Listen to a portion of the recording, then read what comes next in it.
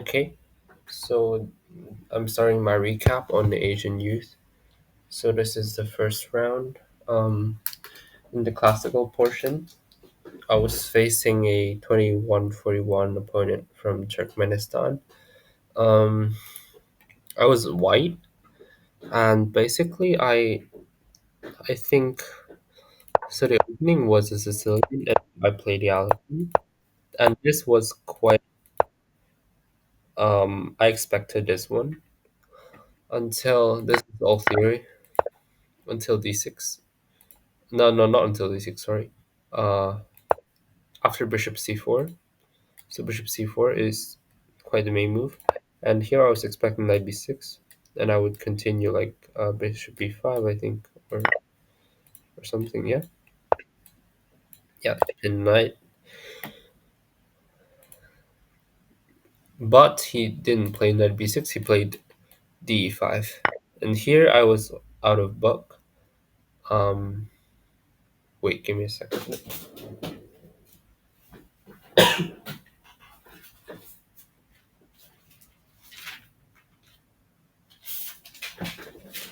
Yes,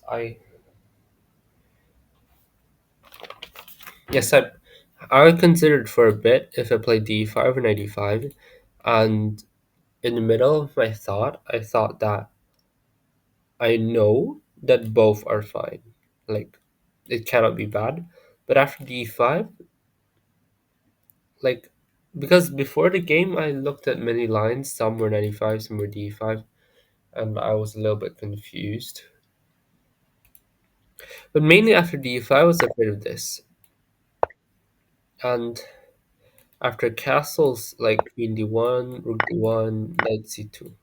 So this kind of stuff was quite annoying, and if not for castles, I'm not sure what to do. Like if you play queen b3 or something, then queen b3 is the most natural move, but I just don't like the knight. But I'm not sure. Maybe e6 and then, or maybe, oh no, not maybe first develop the bishop or something. But somehow didn't like this in the game. I felt, yeah, I didn't consider queen b3 in the game certainly, but perhaps I was afraid of some like in the future knight d3 also, like if queen a4. I think I thought about queen a4 maybe. Let's say like queen a4 and then like knight d3 was a bit annoying to me, and I wasn't sure, so I played knight e5. Here knight db4 doesn't make much sense because f7 is hang, and with mate actually, and also um conceptually after e6 I thought like you don't have these kind of ideas because then c6 knight is always attacked, and knight b4 creates only a temporary threat.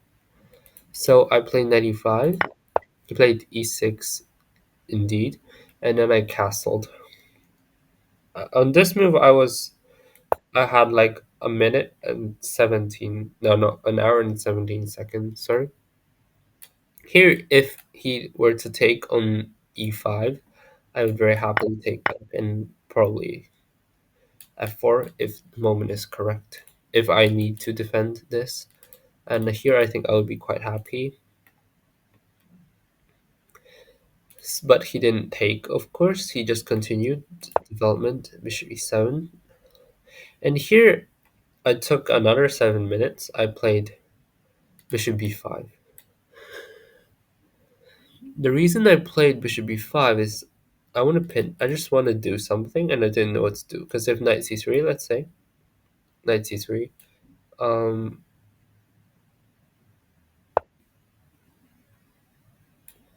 I just didn't know what exactly would happen. Like if castle, am I intending to take or not?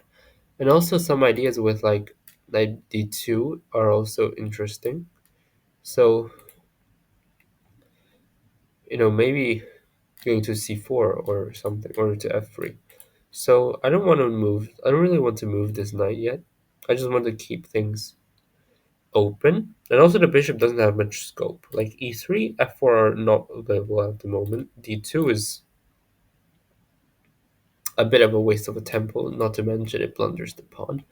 So I thought what I wanted was to take what want him to take on e5 so I can take back. Because in general I don't really like the isolated pawn. So I wanted to play bishop b5 to induce that, and I thought like if he doesn't allow anything, then I take on c6, I ruin the pawn structure, and it can be bad for me as well. Like I have the weakness, he also would have the weakness, and I would feel better.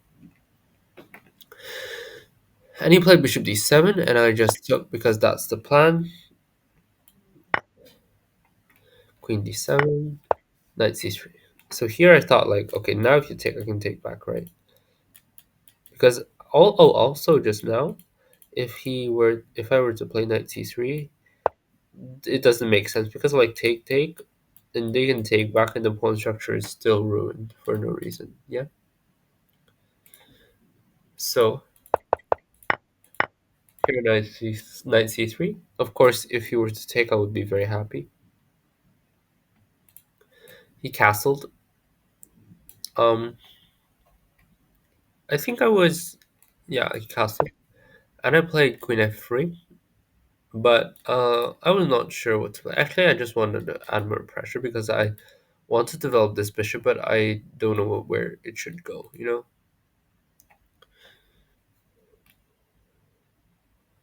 queen f3 was a little bit odd, definitely. Certainly, I considered knight takes d4, but I think it doesn't work for a reason because of just take and take. And here, surely, it's self-explanatory. Sorry. And so this doesn't work for now. So he played rook of d8. Um, Also, if he were to play a6, I would have to take actually, or maybe I take first here. Yeah, I probably will take first here. I guess rook of d8. Okay, and here I played knight d5 because I thought like I think it's time because after this I think I calculated a very long line here. At rook of d8, I spent like actually I only spent 2 minutes, but I remember I calculated a long line.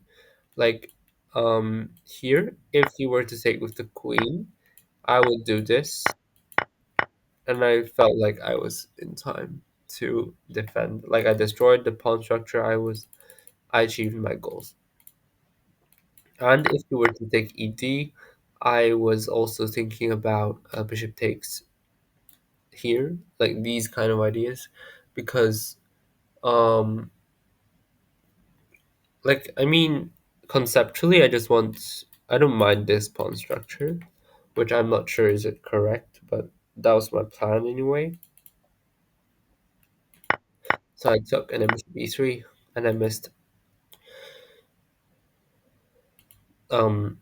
94. But this is actually very weird because I actually before I played bishop e3 I took 2 minutes, and I actually was calculating 95. And I calculated that of course if you take here you just lost a pawn. No, you didn't lose a pawn, did you? You didn't lose a pawn, but the structure is terrible. But after 95, queen h5 was the idea, and it would be different because the bishop is also hanging. You don't have time to take. Also, even if you had probably rook at b1 or something, or rook a b1, also enough counterplay probably. So this is my idea, but I actually absolutely missed the exact same idea of knight d4, also winning a pawn, which made it quite sad. But actually, I think in this position it was not so bad. Like I have something. Of course, taking the queen makes no sense because here, as the line we showed, there's absolutely no compensation at all. So bishop d4 is definitely the idea. And rook of c1, rook ac1. Here, I was hoping that he would play rook ac8 or something because queen g4 would just win on the spot with a double attack. So this was my idea, but he didn't. Also took some time. I think it was move 17. He took 4 minutes here, and the idea here is that there is some pressure here on the king's side, and also I have the c file, and it's not so easy to get rid of my control. So I play bishop f8, just preemptively defending all possible threats. And I played rook c7 because in my mind, I was thinking queen g4, queen g3, these kind of stuff. But as the rooks are not yet placed with, like, the rooks are not have not confirmed their place, whether they will be on c7 or d7, or it will be rook c1, e1, or this kind of setup. And also black rooks, are they going to be here? Like they're trying to be here or here? D8 and e8. It's not clear yet. And whether or not I want to create pins, no, not pins, but double attacks on the rook on c8, or whether or not I want to consolidate my control on c7 with queen g3. So I decided not to put the queen there yet. So I played rook c7, and he played rook d7. If he were to play rook c8, f7 would hang.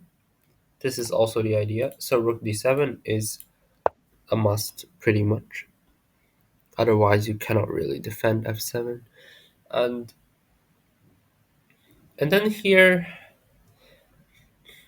I think rook fc1 is really the only move that makes sense. I didn't really spend time on this move. I just played it pretty much instantly. Here, I considered several ideas. The first one is like just to trade. But this doesn't work, obviously, even though you have queen 8. But it looks terrible. And I thought, like, at least I win the pawn back and definitely fine. So trading is not really a viable option for black here. But probably bringing the rook to e8 or d8 was I was thinking about. Also, it is also important to point out like bishop d6 probably doesn't have enough firepower because queen g4 is now deadly, I think. Is that correct? Let's see. Yeah, okay. That's correct. So it has to be careful. Also, so I think by elimination, also g6, of course, queen f6 is quite deadly. So rook e8 or rook d8 is basically the main choice. You play rook e8, I think, which is fair. And I play rook c8 because here there's nothing else you could do. Like I considered something like, okay, this move I spent,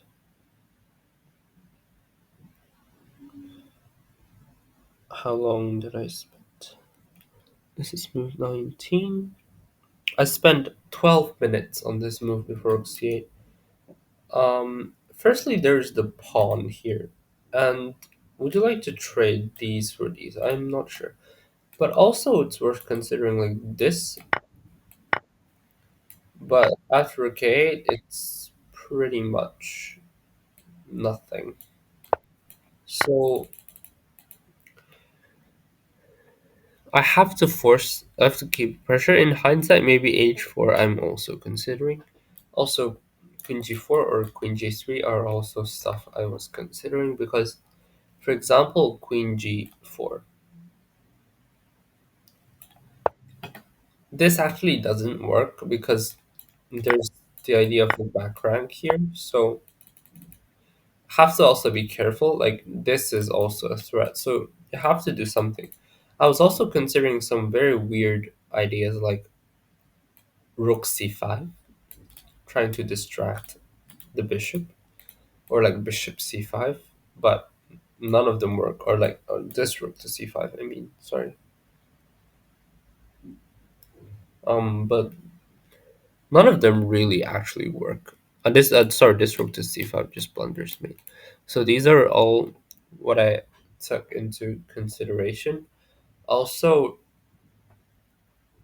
maybe ideas like rook c3 are also possible, but like rook c2, rook c3. But anyway, in the end, I decided to play rook c8.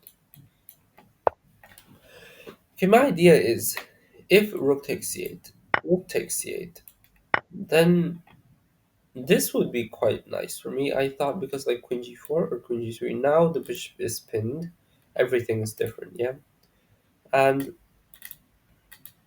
control in the background can be supported in the future with something like queen g3, queen b8, or these are the stuff I thought of. And also, bishop c5 is of course an idea. Or if queen g3, bishop g7 is also an idea. And also, there doesn't seem to be a way to exploit the back rank for now, so that's what I was thinking. Rook d to e7. This move actually surprised me. I thought perhaps he would play rook e to e7, but of course rook d to e7 actually makes a lot of sense the moment I saw it. Um, I was kind of considering bishop c5, but then I realized the rook is actually hanging, so it kind of wasted me maybe 2 minutes. Here I played h3, but probably h4 would have been better. I feel like if you're gonna play anyway, then maybe h4, you know. Yeah, the engine also thought so, which, yeah, I should be a bit more careful about these stuff. But here, actually, in general, I couldn't really. I know, actually, bishop c5, the major problem is mate. Sorry. So yeah, I don't really remember, but basically, I remember that was considering bishop c5, but then it was for some very stupid reason I missed a simple tactic. So h3, I just wanted to do something.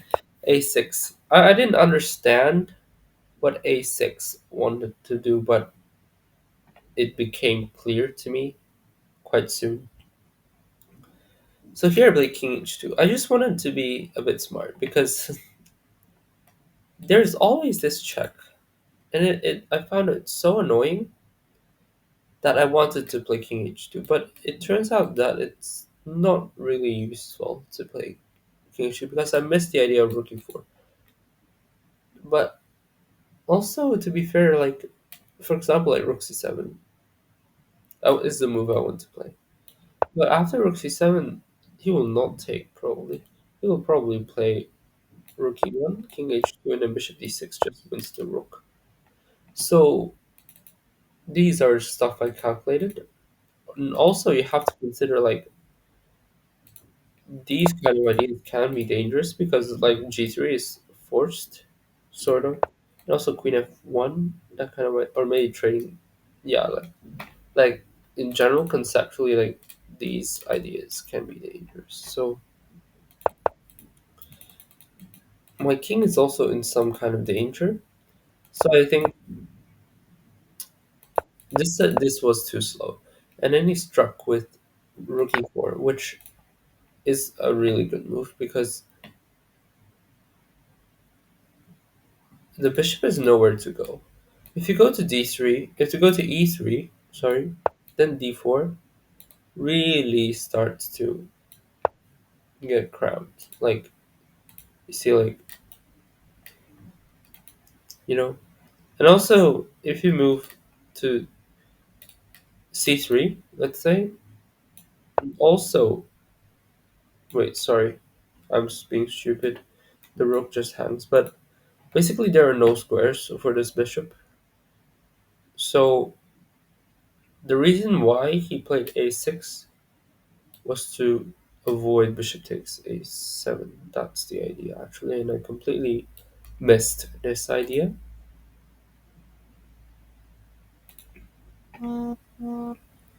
So rook e4,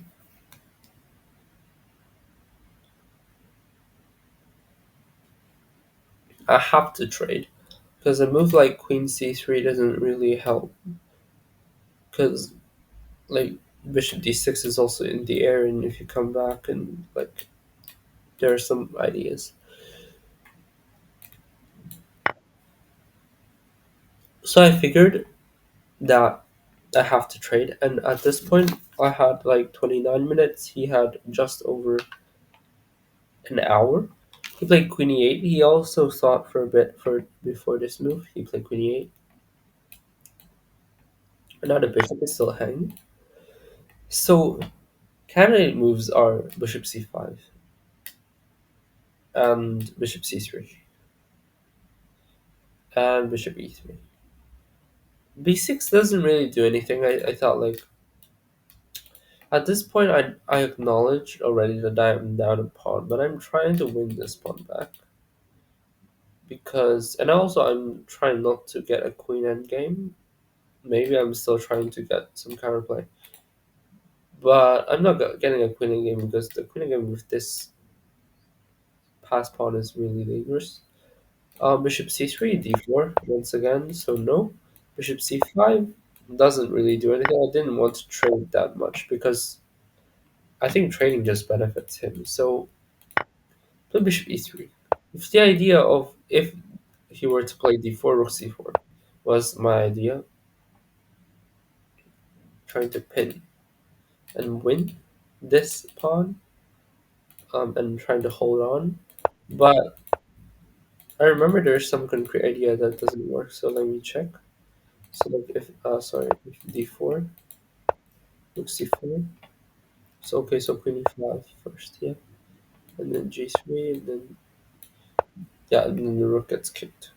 So this was the idea of black that I didn't see, and neither did he. So he played bishop d6 check, king g1, and queen e6. So queen e6 apparently the idea is to activate the queen and also trying to move it to the king side for attack. I think he could have played queen e5 immediately, but he was also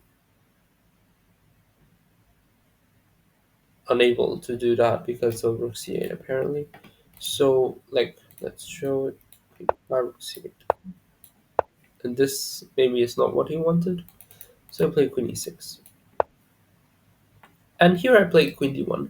I think I just went down 20 minutes here. Yeah, I didn't even write down my time. So I played queen d1, just trying to play queen b3 or queen d3 because the queen is really useless here. So and also trying to guard d4. He played h6, just also not trying to get any rook c8 ideas possible. So played h6, queen b3, queen e5. Okay, so he played queen e5, and then it was like checkmate threat. But this is what I calculated. I know his idea was to play queen e5, so I played this, and this I just miscalculated because g3 was not good because queen f5, and I thought like I would have something, but it's probably just because I have no time. But he responded with quite certainly with bishop g3, so and concretely it doesn't work. And here I spent 18 minutes, basically all of my time, trying to find a way to survive. So practically, if you were to take, then this. And I don't think there's a way, and you literally get mated here because whatever you do, the queen can't even come back, right? So whatever you do, you're gonna get mated. Like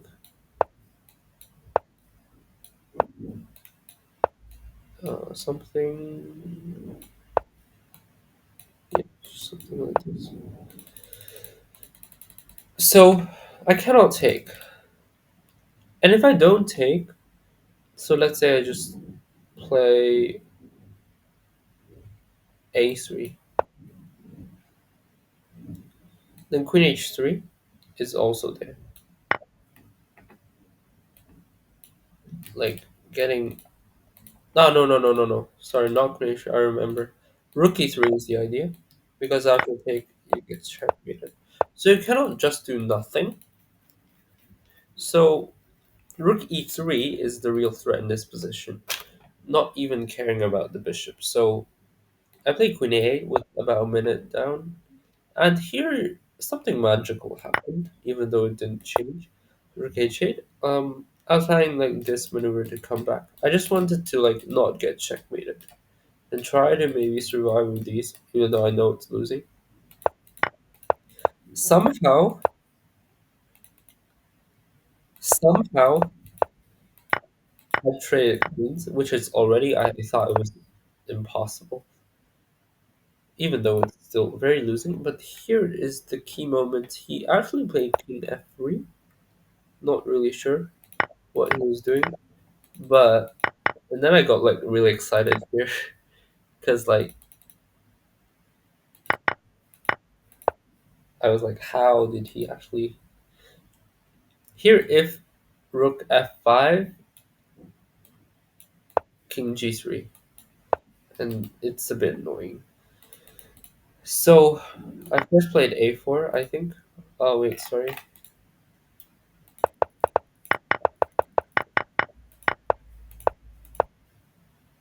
Oh no, I first checked so that he leaves the third rank, and then a4. Rook a2. I played rook f7 because I know that I'm not going to keep this pawn. I'm not going to keep this pawn. So I just also I need to free my king. So I decided to go for this endgame, which I wasn't exactly sure if it was losing, but I know that I can try, you know. So this, um, there are some ideas here, like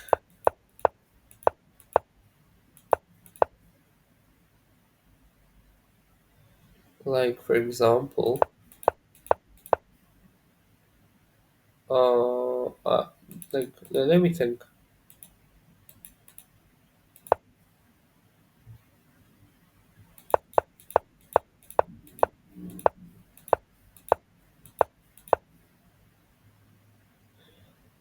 Yeah, I also was hoping for some like stalemate ideas, maybe with G1 or something, of course. But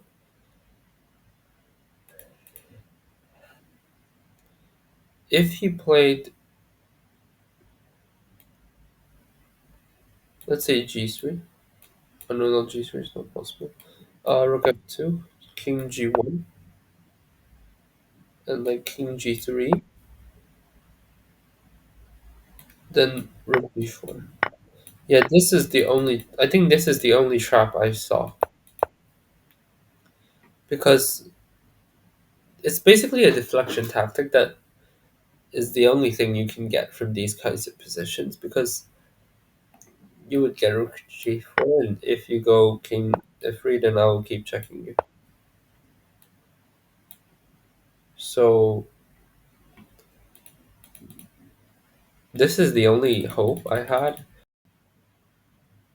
Okay, so to continue, I played rook g1. I thought like, okay, I'll try some stalemate ideas or something, but he very professionally played rook f1, and this is just dead. Like a complete zugzwang for me if I were to take. Actually, not even a zugzwang. If I don't do nothing, it's mate. So I took and allowed him this very beautiful checkmate g2.